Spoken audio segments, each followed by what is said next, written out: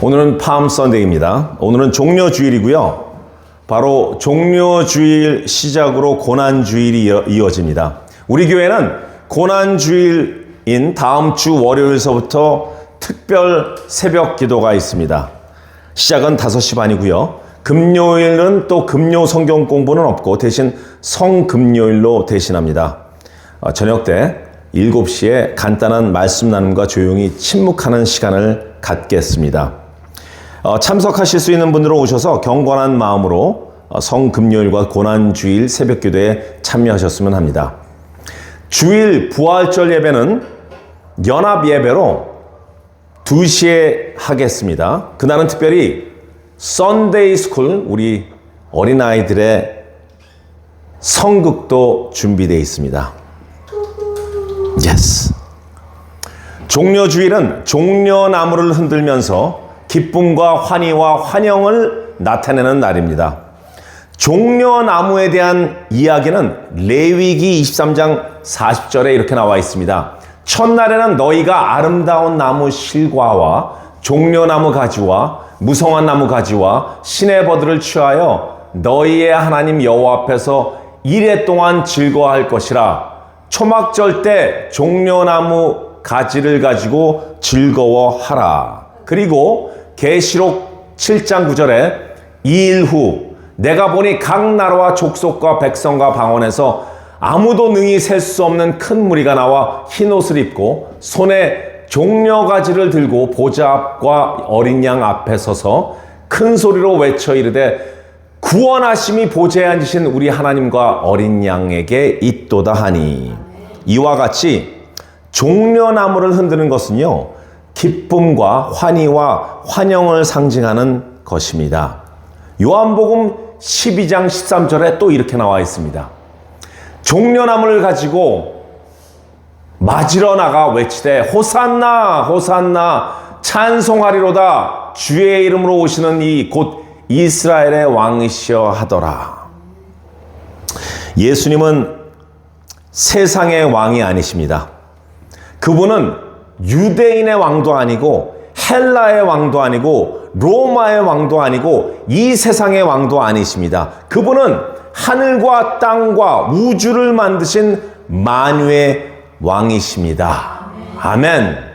그런데 헐, 만유의 왕이 모든 천사와 호위병들과 하늘의 무사들과 가장 용맹하고 잘 뛰는 백마를 타고 예루살렘에 입성하신 것이 아니라 14절의 말씀처럼 예수는 한 어린 나귀를 보고 타시니, 나귀 새끼를 타고 입성했다고 하면 멋진 그림이 나올까요? 여러분들 상상할 수 있으시겠습니까? 당대 최고의 영화 감독인 빌리노 감독이 컷하며 누가 나귀에 태웠어? 도대체 백마 어디 간 거야? 하고 호통칠 사건이 아닌가요? 그랬더니 조 감독이 나타나서 머리를 극적거리면서 여기 대본에 있는 대로 한 건데요? 누가 대본 썼어? 노 감독은 정말 열받고 뚜껑이 열릴 지경에서 대본을 받아봅니다. 누가 썼어? 그랬더니 저 스가랴 작가가 썼는데요. 스가랴? 예, 이 작가가 쓴 건데 이게 사실 500년 전에 쓴 대본인데요. 그러면서 노 감독이 봅니다. 그랬더니 시온에 따라 크게 기뻐할지어다 예루살렘에 따라 즐거이 부를지어다. 보라, 내 왕이 내게 임하셨나니 그는 공의로우시며 구원을 베푸시며 겸손하여서 나귀를 타시나니 나귀의 작은 것 곧 나귀 새끼니라. 빌리노 감독은 할 말을 잊었습니다. 작가 스가랴 선생님이라면 영화계에서 대선배, 정말 한치의 오차도 없으신 대감독이시면서 대본 작가이시지 않습니까? 특별히 하나님의 말씀을 대본에 모두 기록하시기까지 너무나 유명한 대부인데 말이죠. 그때 노 감독은 그냥 나귀에 타게 하시고 그냥 찍어. 자, 레디 고! 합니다. 재미있게 각색했습니까? 별로 재밌지 않습니까? 예. 예수님은 본인께서 이 땅 가운데 오시기 약 500년 전에 스가랴를 통해 영감을 주시고 스가랴한테서 쓰게 하셔서 약속하신 그 약속을 지키기 위해, 그것을 성취하시기 위해, 그것을 현실이 되시게 하기 위해 겸손하게 나귀를 타고 오신 것입니다. 만유의 왕이신 예수님은 나귀를 타시건 맨발로 오시건 농부의 수레바퀴를 타고 오시던 전혀 상관이 없으십니다. 그는 온 천하와 우주의 왕이시기 때문입니다. 입술에서 나오는 한마디로 빛이 있으라 하면 빛이 생겼고요. 입술에서 나오는 한마디로 없어져라 하면 이 세상은 먼지같이 없어집니다. 처음엔 겸손하게 나귀 타고 오셨지만 나중에 오실 때 어떻게 오시는지 여러분들 아시죠? 그분이 두 번째 오실 때는요, 비웃던 모든 사람들과 믿지 않은 모든 사람들과 그를 완전히 디나이하는 모든 사람들과 그리고 예수를 너무나 나쁘게 이야기하는 사람들, 예수는 가짜다, 예수는 허구이다 또는 욕되게 하는 모든 사람들에게 보란듯이 이렇게 오실 것입니다. 바로 데살로니가 전서 4장 16절의 말씀처럼요. 함께 읽겠습니다. 주께서 호령과 천사장의 소리와 하나님의 나팔 소리로 친히 하늘로부터 강림하시리니 그리스도 안에서 죽은 자들이 먼저 일어나고 그와 같이 그렇게 세상 왕들조차 흉내낼 수 없는 방법으로 오실 것입니다. 그리고 그런 사람들을 심판하러 오실 것입니다. 아멘.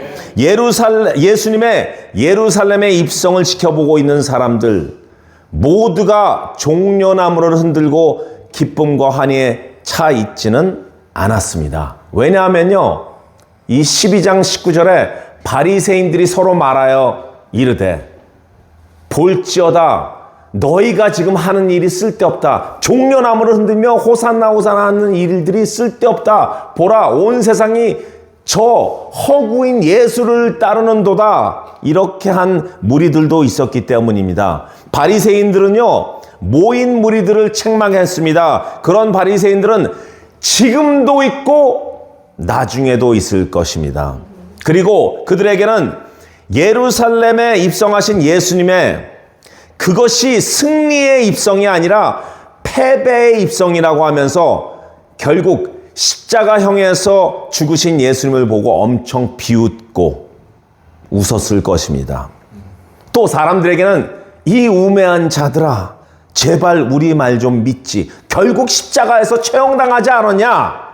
핀잔했을 것입니다.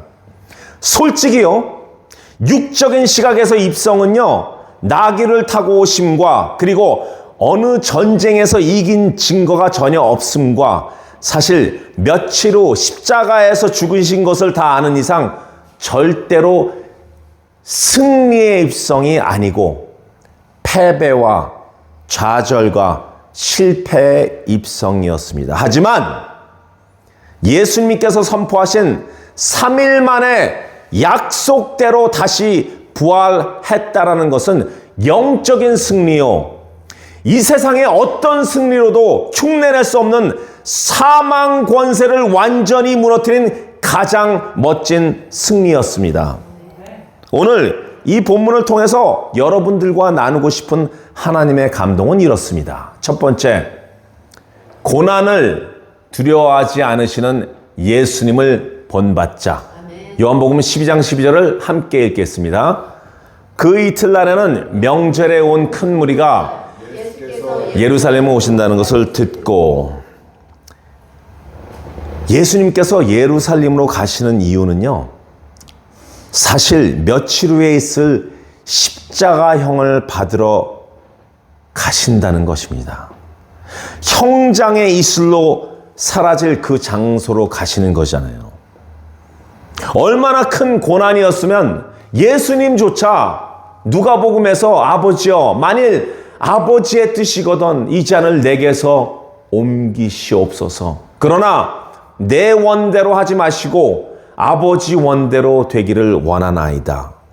제 뜻이 아니고 이런 고난 가운데 아버지께 영광이 된다면 기꺼이 내가 순종하겠나이다 하는 마음을 나타낸 건데 사실 예수님도 굉장히 괴로우셨습니다.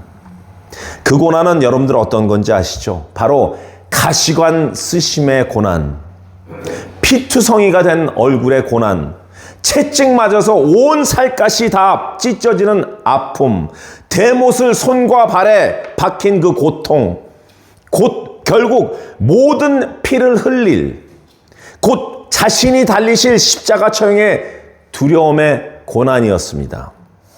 또 오늘처럼 호산나 호산나 주의 이름으로 오시는 이여 영광 받으소서 하면서 며칠 뒤에는 바라바를 풀고 저자를 못 박어라 하는 그런 사람들로부터 받은 배신감을 동반한 고난이었습니다.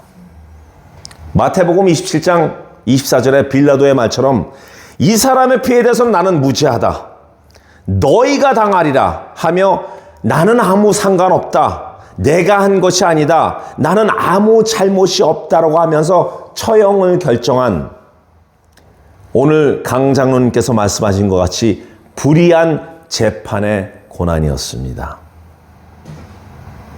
그리고 네가 주라며 네가 천지를 창조한 주라며 하면서 비웃음을 받은 고난이었습니다. 그런데 사실 더 큰 고난은 무엇인지 아십니까? 자신이 너무나 사랑하기에 본인의 형상으로 직접 빚어 만들었던 인간이란 피조물에게 뒤통수를 맞는 마음 아픈 상처입니다. 그러나 예수님께서는 그 고난을 두려워하지 않으시고 단번에 성소의 제물이 되셨고 3일 만에 부활하셔서 결국 사망 권세를 무너뜨렸다는 진리를 증명하셨습니다. 아멘. 그리고 그렇게 배반했던 인간들을 그래도 계속하시겠다는 그분의 마음을 보여주셨습니다. 고난을 참고 사랑을 보여주셨습니다. 우리는 솔직히 남한테 배신당하거나 배반당했을 때 아니면 남에게 뒤통수를 맞았을 때 어떤 고난의 하드십을 만나면요 그냥 드러누워서 어쩔 줄 모르고 헤매는 경우가 많고요. 며칠간 금식하는 것이 아니라 단식하는 것. 아무것도 먹을 힘이 없다 그러면서 침대에 들어눕는 경우가 많습니다. 결국 이런 결심을 합니다. 나는 앞으로 사람들과 상대하지 않겠어. 말을 섞지 않겠어. 왜 이렇게 약한지 모릅니다. 예수님을 믿는 사람들이라고 얘기하면서 세상의 왕이 아닌 만유의 왕의 자녀라면요. 제발 그런 신생아 빌리버들을 좀 닮지 마시고 신생아에서 유아를 거쳐 청소년기를 거쳐 성인으로 자라나십시오. 고난도 내게 유익이라 이런 말이 있지 않습니까? 예수님이 이기신 고난과 같은 것을 정말 우리로서는 감당하기 힘들지만 그렇지 않은 고난들은 어떻게든 이겨내려는 결단과 용기를 가지시길 예수 그리스도의 이름으로 축원합니다. 두 번째, 우리는 진정한 승리를 만끽해야 됩니다. 우리가 레위기 23장 40절을 제가 읽겠습니다. 첫날에는 너희가 아름다운 나무실과 종려나무 가지와 무성한 나무 가지와 신의 버들을 취하여 너희의 하나님 여호와 앞에서 이레 동안 즐거워할 것이라. 초막절 때 종려나무를 가지고 즐거워하라 하셨고, 예수님께서는 일부러 기쁨과 환희와 승리를 외치며 종려나무를 흔들리게 하셨다는 것을 아주 오래전부터 규례로 주시고 풍습으로 남게 하셨습니다. 그래서 예수님이 입성하시던 그날, 바로 종려주일에 사람들로 하여금 종려나무를 흔들게 했습니다.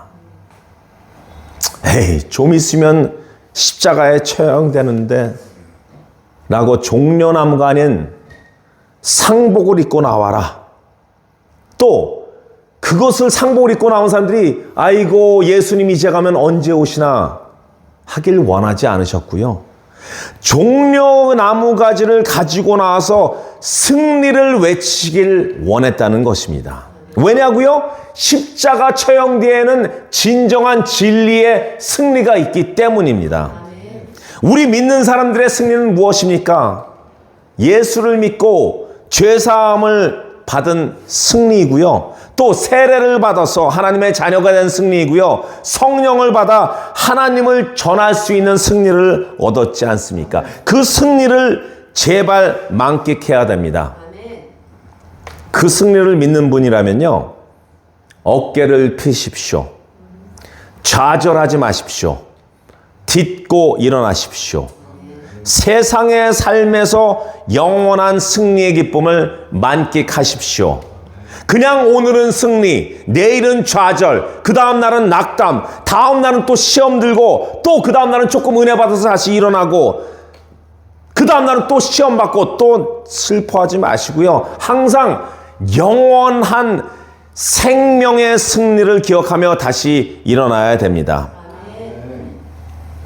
몇 번 제가 나누었는데요. 제가 집사 시절 때 어느 교회에서 수요 예배와 주일 예배 팀장을 했을 때요, 어셔 역할을 했습니다. 그런데 교회에 오시는, 주일날 교회에 오시는 성도들의 부류가 두 부류가 있습니다. 한 부류는 굉장히 기쁨에 차게 오늘 하나님께 영광 드리러 나오는 그런 부류가 있는가 하면요, 한 부류는 제가 생각하기에도 아마 교회에 오시기 전에 어디 장례식에 들렸다 오신 분들은 아니십니까? 얼굴에 오만 인상을 쓰고 나오세요. 그런데 그게 그날만 나쁠 수도 있어요. 무슨 일이 있으니까. 아니, 집안에 무슨 우환이 있는데 막 기쁘게 나올 수는 없잖아요. 어떤 일이 있겠구나 했는데 그게 아니라 제가 섬긴 3년 동안 그분은 그런 인상을 하고 나오신다니까요. 그리고 어셔들이 하는 것이 뭡니까? 빈자리들을 채우잖아요. 그런데 나 여기 안 앉아요. 내 자리는 저기 따로 있어요. 교회 자기 자리가 어디 있냐고요. 제발, 네? 제발 승리의 기쁨을 가지고 교회에 오십시오. 그러나 오해하지 마십시오. 집안에 어떤 문제가 있거나 나쁜 일이 있으면 당연히 기쁘지 않고 걱정되고 심장 상하고 많이 아프겠죠. 그때 우리가 함께 기도하고 중보하는 것입니다. 그런데 매주 끌려오듯 오지 말라는 이야기입니다. 세 번째. 여기는 하나도 없어요. 없습니다. 네. 세 번째, 여러분들과 함께 읽겠습니다. 호산나, 주의 이름으로 오시는 분은 예수님이시고 그분은 진정한 구원자이시며 만유의 왕이십니다. 아멘. 요한복음 12장 17절. 나사로를 무덤에서 불러내어 죽은 자 가운데서 살리실 때에 함께 있던 무리가 증언한지라. 이 나사로, 죽은 나사로를 다시 무덤에서 나오게 한 것은 바로 이 종려주일 바로 전에 있었던 사건입니다. 그런데 12장 17절에 다시 그것을 끌어냅니다. 라사로 come out. 예수님은 종려주일 바로 전 죽은 나사로를 살리셨습니다. 그것은요, 의사가 하는 것도 아니고요, 주술사가 하는 것도 아니고요, 사망의 권세인 사단이 하는 것도 아니고요, 오직 생명을 만드시고 생명을 거두시는 주권자인 한 분, 예수님만 하실 수 있는 것입니다. 그래서 우리가 그분을 구원자라고 하는 것입니다. 그리고 바로 그 구원자이신 예수님은 우리에게 남은 자를 찾으시고 남은 자를 남겨두시고 남은 자를 통해서 구원을 보여주시고 남은 자를 통해서 하나님의 미래를 열어주십니다. 우리가 모교 성경 공부 때 남은 자 사상에 대해서 이야기했죠. 노아의 방주를 통해서 남은 자를 남겨두셨고요. 6월절에 어린 양의 피로 인해서 남은 자를 남겨놓으셨고요. 홍해를 가르시고 이스라엘 백성들을 남은 자들로 남겨주셨고요. 바알에게 무릎 꿇지 않는 7,000명의 선지자들을 남겨주셨고요. 바벨론으로부터 완전 폐허가 되었던 유다의 백성들을 남은 자로 남겨주셨고요. 완전히 죽어서 썩은 냄새가 나는 상태의 나사로를 살려내신 것도 죽음의 권세를 무너뜨리고 생명으로 불러내심으로 세상의 눈에는 끝났지만 남은 자들에게 용기와 위로, 믿음, 그리고 진정한 승리를 주기 위해서 증명하신 것입니다. 그러기에 나사로처럼 우리는 완전히 죽은 것 같았지만 하나님의 부르심 안에서 살아남은 자들입니다. 사람들이 끝났다고 해도 하나님은 여전히 남은 자로 우리를 남겨놓으신 거라고요. 우리는 선택받은 남은 자입니까? 아멘. 두 분만 남은 자. 여러분들은 남은 자 아니세요? 하나님께서는 우리를 남은 자로 선택하셨습니다. 믿기 바라십니다. 아멘. 진정코 예수님은 부활이요 생명이니 예수님을 믿는 자는 죽어도 살겠고 살아서 예수님을 믿는 자는 영원히 죽지 아니하리라고 하신 말씀을 기억하십시오. 종려주의를 맞아서 두 손으로 종려나무를 흔들고 호산나 호산나 주의 이름으로 오시는 예수님, 우리를 구원해 주셔서 너무나 감사하고 영광 드립니다 하고 외치는 저와 여러분들이 되시길 예수 그리스도의 이름으로 축원하고 마치겠습니다. 찬양팀 잠깐 나와주시죠. 할렐루야 주를 찬양하여라. 할렐루야 자유케 하셨도다. 죄의 저주 끊으실 주께 구원이 있도다. 주 예수 나의 산 소망. 할렐루야 할렐루야 주님 감사합니다.